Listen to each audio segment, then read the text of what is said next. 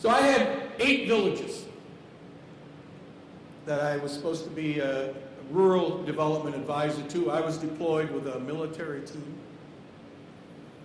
And they were about as different as they could possibly be. How people looked, how they acted, the crops they grew. And yet, I learned the basic lessons of my life. I learned more about my own country than I ever did living here. And it set the course for the rest of my life. Wherever we fixed the road, people started using the miracle rice. And it transformed villages, it transformed lives in a dramatic way, almost overnight. And you drive down that road and you'd see these villages and houses were better built. People had more money. They were putting roofing on it.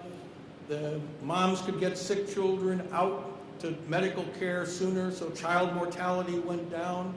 People now could get 2 crops of rice in a year instead of 1, and an extra crop of melons.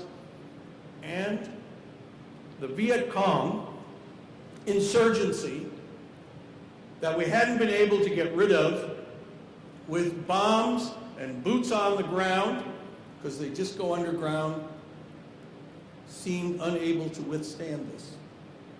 And they evaporated. And suddenly you could go to villages you couldn't go to before. And on that same road, I learned the other basic lesson of my life, which is about societies and cultures are structured based on what obligation citizens feel to each other. What obligations you all feel to each other. The single greatest challenge in human history, all the history of human beings, is whether we can sustainably feed the 9 billion people who will be on this planet in the year 2050. In my lifetime, population of our planet has more than doubled. And now the impediments are even greater. The environmental volatility, the climate volatility, the floods, the droughts, the rising seawater intrusion. Will we make it? Will you make it?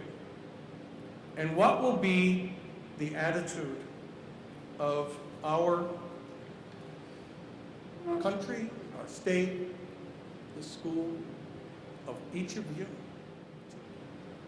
Do we have any obligation? Will we continue the leadership, the American leadership that produced in the last 60 years the single greatest period of food production and hunger reduction in human history? But we have to do it again. To whom do you feel you have an obligation? To whom do you feel this university has an obligation? To whom do you feel that our state has an obligation? And to whom do you feel our country has an obligation in facing this greatest challenge ever? The second part is the essay test. But don't worry, it's a take-home. And the answer is due on September 19th, 2050. So I hope President Henning, Dean Stivers, you'll arrange appropriately for these to be collected at that time. Don't worry, it's a Monday. I checked. It's a Monday. You'll have the weekend to work on it if you're like me, putting it off to the end. And the answer is, the test is, did we meet the challenge?